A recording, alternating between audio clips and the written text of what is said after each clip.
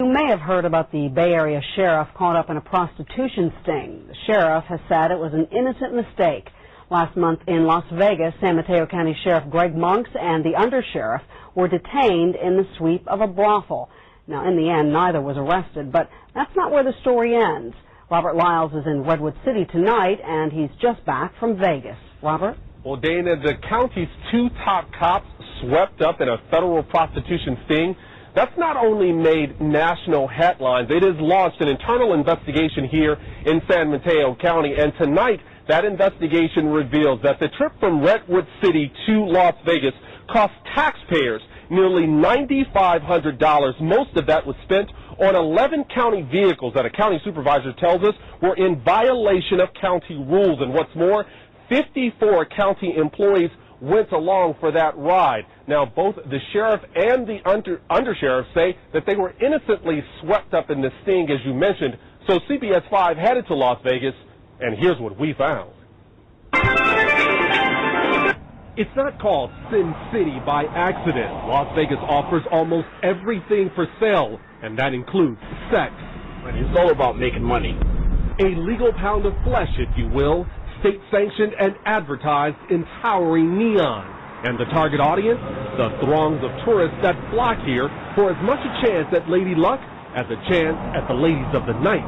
They're well-known, and you give those girls, you give the company, the agency a call, and they'll send the girl, they give them a massage.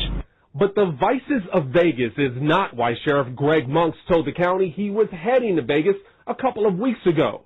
He and Undersheriff Carlos Bolanos took a caravan of 54 officers for a fitness relay race, a race that allegedly left Monks so sore the duo had to leave their upscale hotel on the Strip in search of a massage. Consider this. All of the major hotels on the Strip offer spas that include professional massages, but the sheriff and undersheriff bypassed all of these. Instead, sources tell us they hired a well-known Las Vegas limousine company outside their hotel. Undersheriff Bolanos admits they told the driver all they wanted was a massage. But that admission does not help to explain why an experienced Vegas driver would travel some 3 miles from the Strip, whizzing both past not one, but at least a dozen 24-hour state-licensed massage parlors, and ended up here in, of all places, a home in this working-class neighborhood of Las Vegas. But what they didn't know is that the FBI and Las Vegas Metro Police were waiting. Monks and Bolanos were detained by police and grilled by FBI agents as part of a huge sting dubbed Operation Dollhouse. 25 undocumented women were busted, accused of prostitution, after agents swept through 8 private homes. It is outrageous, It is outrageous. Outraged because the illegal brothel was next door. So she talked to us on condition of anonymity. Describe what the activity was like. Insane. I mean, cars 24/7. Illegal brothels are an open secret in Vegas, but depend on cab and limo drivers. So brothel operators advertise to them and even pay drivers kickbacks. If you take someone for a massage, you get paid how much? Anywhere from $50, from $40 to up to $100. And who pays you that? The places, the massage parlors. He's choosing his words carefully, but says Vegas visitors don't have to. What would they have had to ask to be taken there? They want to get laid, happy ending, something like that. But get this, a huge sting like Dollhouse is commonly a feather in the hat of local police. Yet after several days in Vegas, Metro Police refused to answer any of our questions.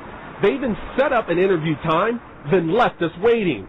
And while 25 women were arrested, none of the men were put behind bars, or for that matter, even photographed. They were merely detained like the sheriff and undersheriff, both of whom still refused to answer any of our questions. A lot of this has kind of happened under the radar.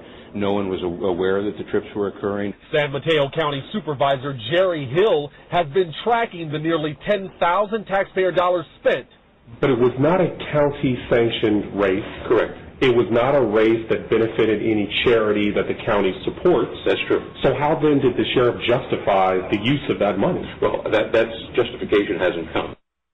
Now, this is not the first time that taxpayer dollars have paid for county employees to go to this relay race. Financial records show that over the past 3 years, some $16,000 were spent to send employees to Vegas for this race. Now, there is no word tonight on whether the sheriff or the undersheriff will face disciplinary actions, but the county supervisor says the sheriff will face some very tough financial questions at next month's board meeting. Dana? Very interesting. Robert Lyles, thank you very much.